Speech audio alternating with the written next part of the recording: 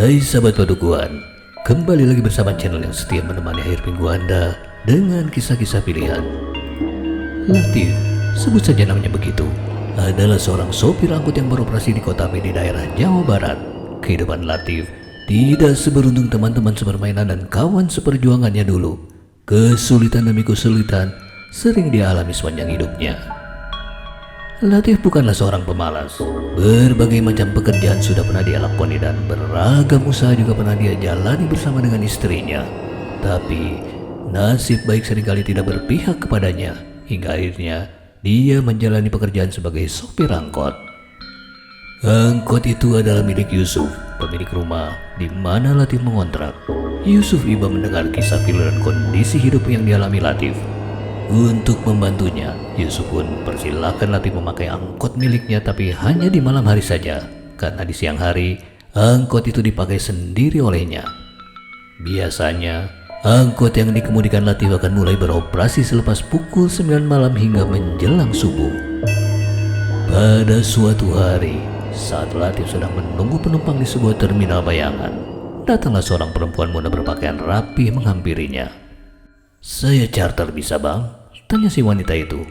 "Boleh, mau kemana?" jawab Latif senang. "Ada yang mencharter, berarti aku bisa pulang cepat, karena uang setoran dan uang bensin sudah tercukupi," pikir Latif. "Saya dan teman-teman baru pulang dari hajatan, mau pulang ke lokasi," jawab si wanita. Lokasi cukup jauh dari tempat itu. Jalanan di sana pun sepi di malam hari karena angkutan umum menuju ke sana hanya sampai pukul 6 sore. Tapi demi tertutupinya uang setoran, Latif pun tidak keberatan untuk mengantarkan penumpangnya ke sana. "Berapa orang?" tanya Latif. "7 bang," jawab si wanita itu lagi. "Baik, saya antar sekarang," ujar Latif. "Berapa sewanya bang?" tanya si wanita. Latif berpikir cepat. 50.000 setoran malam, 50.000 untuk bensin, dan 50.000 untuk dibawa pulang ke rumah. 250.000, ujar Latif membuka penawaran. "Baik," ujar si wanita tanpa menawar sambil menyerahkan 5 lembar uang berwarna biru kepada Latif. Setelah itu, si wanita itu pun memanggil kawan-kawan yang terlihat berbaris di bawah sebuah pohon besar tidak jauh dari tempat angkot terparkir. Si wanita duduk di depan sementara keenam kawannya duduk di bangku belakang. Mereka duduk saling berhadapan masing-masing 3 orang. Tercium aroma lembut minyak kurang haring saat wanita itu duduk di bangku depan angkot.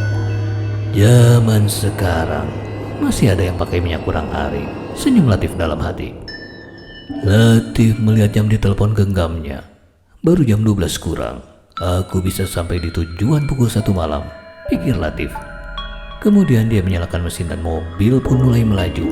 Karena tujuannya cukup jauh, jadi hal pertama yang Latif lakukan adalah mengisi bensin di sebuah pom terdekat yang terlewati. Pom bensin 24 jam itu sepi di malam hari, jadi tidak perlu antri. Selesai mengisi bensin, Latif pun kembali melanjutkan perjalanannya menuju lokasi. Dan setelah berjalan beberapa kilometer menyusuri jalan utama, angkot pun berbelok ke kiri memasuki jalan desa menuju lokasi yang terlihat mulus dan terang benderang oleh penerangan jalan. Awalnya Latif merasa heran. Di sepanjang perjalanan tidak ada satu patah kata pun yang keluar dari mulut semua penumpangnya. Biasanya penumpang yang saling mengenal pasti mengobrol satu sama lain. Tapi penumpang ini semuanya diam, pikir Latif. Tapi keheranannya dia tepis setelah berpikir mungkin mereka semua lelah setelah pulang dari acara hajatan, kata Latif dalam hati. Saat itu menjelang tengah malam, jalanan tampak sepi dari lalu lalang manusia meski beberapa kendaraan masih terlihat melintas. Desa lokasi berada di lembah yang diapit 2 dataran tinggi di kaki gunung. Masih ada beberapa bukit yang harus dilewati untuk bisa mencapai desa itu. Sehingga walaupun jalan ini beraspal mulus, tapi medannya banyak tanjakan dan tikungan tajam menyusuri punggung bukit kaki pegunungan. Latif memang jarang pergi ke sana, tapi dia tidak asing dengan desa itu. Beberapa kali dia berkunjung ke rumah Herdi, kawannya yang tinggal di sana. Latif dan Herdi memiliki hobi yang sama. Biasanya dia ke sana untuk memancing di kolam Herdi ataupun berburu hewan-hewan kecil di kaki gunung. Beberapa kali juga Latif menginap di rumah Herdi, jadi dia cukup paham dengan seluk-beluk desa itu. Dan kali ini dia menuju ke sana untuk mengantarkan penumpang yang mencarter angkotnya. Jalanan aspal beriku yang dilalui itu menuntut konsentrasi penuh dari pengemudi. Tikungan demi tikungan dia lewati, beberapa tanjakan pun sudah dia lalui. Tapi gapura batas desa itu belum juga nampak di hadapannya. Di mana gapura desa itu? Apakah sekarang gapura itu sudah dibongkar? Pikir Latif heran. Jika melihat dari jarak tempuhnya, seharusnya saat ini aku sudah melintasi rumah Herdi, bahkan sudah keluar lagi dari perbatasan desa, kata Latif dalam hati. Tapi tak lama setelah itu Latif melihat sekelompok cahaya di arah depan. Cahaya itu seperti bersumber dari lampu-lampu rumah yang jaraknya berdekatan. Sebentar lagi sampai, pikir Latif, dan angkot pun dia pacu sedikit lebih cepat. Selang beberapa ratus meter tiba-tiba si wanita berkata, "Di depan belok kiri bang," katanya. Dan Latif pun berbelok ke kiri mengikuti arah yang ditunjukkan oleh penumpang tadi. "Di depan belok kiri lagi bang," ujarnya sambil menuju ke arah depan. Kembali Latif membelokkan angkotnya ke kiri sesuai petunjuk. Di situ belok kanan, dan angkot itu pun berbelok mengikuti arahan penumpangnya. Begitu terus beberapa kali sampai Latif terheran-heran. Sejauh yang dia ingat, desa Legokasi hanya memiliki satu jalan utama yang membelah desa itu menjadi dua bagian. Adapun akses jalan kecil di kiri dan kanannya hanya berupa jalan berkerikil sempit yang hanya cukup untuk dilalui oleh dua buah sepeda motor saja. Tapi jalan yang dilalui Latif saat ini sangat mulus, cukup lebar dan terang oleh lampu jalan.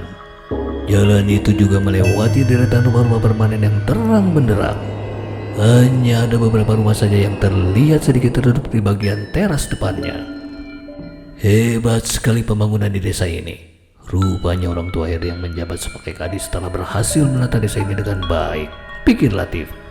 Dan tak lama berselang si wanita itu menunjuk ke sebuah rumah besar berwarna hijau. "Rumah saya yang itu bang," ujarnya sambil memberi isyarat untuk berhenti di depan rumah tersebut. Latif pun menepikan angkotnya dan kemudian para penumpang itu pun turun. Mereka turun satu persatu sambil mengucapkan kata terima kasih dengan sopan kepada Latif. Setelah itu mereka segera berlalu pergi, memasuki pintu rumah yang terlihat sudah terbuka. Latif diam sejenak memperhatikan mereka semua masuk ke dalam rumah. Dan setelah pintu rumah itu tertutup, tiba-tiba saja mesin mobil itu mati. Lampu mobil pun juga mati. Begitu juga dengan lampu jalan dan semua lampu rumah yang ada di situ. Keadaan di luar langsung menjadi gelap gulita. Mungkin desa ini terkena jadwal pemadaman listrik, pikir Latif sambil berusaha menghidupkan kembali mesin mobilnya. Berkali-kali dia mencoba memutar kunci kontak, tapi mesin itu tidak bereaksi sama sekali. Mungkin kabel aki mobil ini lepas, pikir Latif. Dan dia pun membuka pintu untuk keluar memeriksa. Letak kaki mobil ini ada di belakang kursi sopir, jadi dia harus turun dan pindah ke bagian penumpang. Saat melangkah turun, Latif merasa kakinya menginjak sesuatu yang empuk, bukan seperti sedang menginjak aspal atau beton yang tadi dia lihat. Latif pun menyalakan korek api untuk melihat dan memastikan apa yang sedang dia injak. Dan betapa terkejutnya saat dia mendapati dirinya sedang berdiri di atas tubuh seorang yang sudah terbungkus kain kafan. Wajah mayat itu menghadap ke atas dan sedang menatapnya. Dan itu adalah wajah wanita yang tadi duduk di sebelahnya. Secara refleks Latif langsung melompat ke samping untuk mengangkat kakinya dari mayat itu. Tapi kembali kakinya mendarat di atas tubuh mayat yang lain. 3 kali Latif melompat, tapi kakinya selalu berakhir di atas tubuh terbungkus kain kafan. Latif sangat ketakutan. Bulu kuduk di seluruh tubuhnya meremang berdiri. Dia berusaha lari menjauh, tapi kakinya tersandung pada sesuatu yang membuatnya terjatuh. Dalam keremangan cahaya malam, Latif melihat deretan batu nisan berjajar rapi. Dia pun berteriak sekeras-kerasnya karena terkejut dan takut. Latif ingin lari menjauh, tapi dia tidak tahu harus lari kemana. Dia berada di tengah-tengah area pemakaman yang tidak dia kenal dan dalam kondisi malam yang gelap. Dalam ketakutan dan kebingungannya, tiba-tiba Latif melihat sekelebat cahaya senter yang bergerak ke kiri dan ke kanan. Ada orang, teriaknya dalam hati.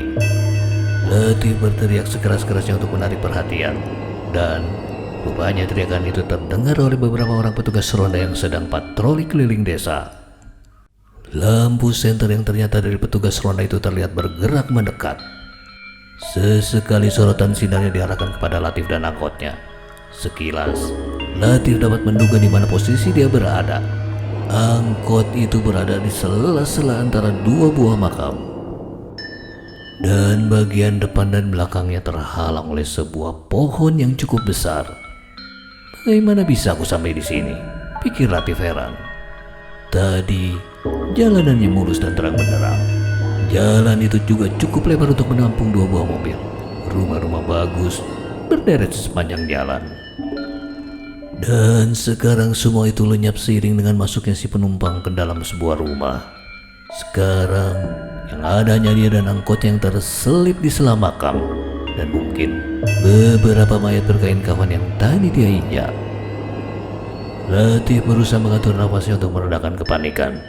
Dan tak lama kemudian, 3 orang petugas ronda itu sudah ada di hadapan Latif. Mereka terheran-heran saat melihat angkot itu bisa berada di sela-sela makam tanpa menabrak pohon yang berada di depan ataupun di belakangnya. "Kenapa bisa masuk sampai ke sini, Pak?" tanya salah seorang petugas kepada Latif. Latif tidak sanggup berkata-kata. Dia sangat gugup karena masih diliputi hawa takut. Mang Ujang yang terlihat lebih senior di antara mereka kemudian mengajak Latif istirahat dulu di pos mereka. "Kita ke pos dulu, Pak. Istirahat dulu di sana," ujar Mang Ujang. Tanpa berkata apa-apa, Latif pun berjalan mengikuti Mang Ujang. Sementara kedua petugas ronda yang lain berjalan di belakang Latif. Makam demi makam mereka lewati sehingga akhirnya mereka tiba di sebuah gapura kecil yang dibuat sebagai gerbang area pemakaman. Sekeluarnya dari daerah itu mereka berjalan beberapa puluh meter sampai akhirnya tiba di sebuah pos ronda. Rekan Mang Ujang membuatkan segelas kopi dan menawarkan rokok. "Istirahat dulu, Pak. Tarik napas supaya tenang. Setelah itu nanti baru cerita," ucapnya kepada Latif. Setelah dirasa cukup tenang, kemudian Latif bercerita sejak dari awal mula dia berangkat hingga akhirnya terdampar di tengah pemakaman itu. Mereka bertiga pun mendengarkan sambil terheran-heran. Jalan ini adalah satu-satunya jalan menuju makam itu, dan kami tidak melihat satupun mobil yang melintas di sini. Kalaupun ada, pasti kami akan tahu karena jalan di depan pos ini sangat sempit, kata Mang Ujang. Latif pun ikut heran saat menyadari lingkungan pos tempat dia duduk sekarang. Pos itu berbentuk panggung. Ada sebuah televisi ditempel di bagian atas salah satu dinding. Kentongan kayu yang dicat warna merah terlihat tergantung di salah satu sisi atap depannya. Angkot memang tidak mungkin bisa lewat sini tanpa diketahui. Kentongan itu harus dipindahkan dulu supaya tidak tersangkut mobil, ujar Latif dalam hati. Dan yang lebih mengherankannya lagi, letak pos itu tepat berada di mulut sebuah gang di jalan utama desa. Dan gapura makam itu pun tidak terlalu jauh dari situ, area pemakaman tua yang dikeramatkan warga setempat. Tidak ada satupun jalan yang mengharuskannya berbelok ke kiri atau ke kanan mengikuti arahan si penumpangnya tadi. Latif mengeluarkan telepon genggamnya dari saku celana. Terlihat tulisan di layar pukul 12.30 malam. Bagaimana mungkin perjalanan sejauh itu hanya 30 menit? Di tengah kebingungan itu salah seorang petugas ronda berinisiatif pergi memanggil seseorang. Orang yang dipanggil itu biasa dipanggil emak. Seorang perempuan tua yang sering membantu warga desa mengobati berbagai penyakit ataupun meminta didoakan supaya hajatnya terkabul. Emak memang selalu siaga membantu. Jam berapapun dia akan usahakan datang saat ada warga yang butuh pertolongannya. Dan saat ini emak sudah ada di hadapan Latif. Nyai Asih baru pulang dari sebuah pesta. Dia pulang menumpang angkotmu, kata emak kepada Latif. Semua yang mendengar terdiam. Emak bisa tahu tanpa mereka ceritakan kejadiannya. Emak pun menceritakan sejarah singkat kisah Nyai Asih yang dulu mendirikan desa ini. Dan emak adalah salah satu cicit dari Nyai Asih. Coba kau keluarkan uang pemberiannya, kata emak. Tangan Latif merogoh ke dalam tas pinggang dan mengeluarkan isinya. Terlihat tumpukan uang berwarna biru dan merah cukup tebal keluar dari tas itu. "Dari mana datangnya uang sebanyak ini?" kata Latif dengan perasaan heran, takjub, senang, dan juga takut. "Itu pamu mengantarnya ke sini," kata emak. "Sekarang istirahatlah dulu di sini. Besok warga akan membantu mengeluarkan angkot itu dari sana," lanjut emak. "Bagaimana dengan mayat-mayat yang terinjak tadi?" tanya Latif. Dia takut itu akan menjadi masalah besar di kemudian hari. "Tidak ada mayat berkain kafan di sana. Itu hanya ulah jin iseng yang ada di situ. Mereka memang senang mengganggu pendatang," jawab emak, meyakinkan Latif. "Temani dia sampai pagi agar jin-jin iseng itu tidak mengganggunya lagi," kata emak kepada Mang Ujang dan kedua rekannya sambil pamit pulang. Latif pun kemudian mengetik sebuah pesan cukup panjang untuk istrinya dan juga Yusuf pemilik angkot. Dia menceritakan kejadiannya secara singkat dan mengabarkan bahwa dia baru bisa pulang besok siang. Tidak lupa, dia pun mengabarkan hal itu kepada Herdi, kawannya di desa itu. Dan di sisa malam itu Latif tidur cukup pulas di pos ronda karena merasa sudah sedikit tenang. Singkat cerita, dengan diiringi decak keheranan, akhirnya angkot itu berhasil dikeluarkan dari area pemakaman sampai ke jalan utama desa dengan cara digotong beramai-ramai oleh para warga yang diberi kabar oleh Herdi. Latif pun pulang ke rumah dengan selamat. Tidak terlihat ada lecet sedikit pun di angkot milik Yusuf. Dan sejak saat itu, setiap angkot Yusuf keluar entah itu pagi ataupun malam, selalu saja penuh oleh penumpang.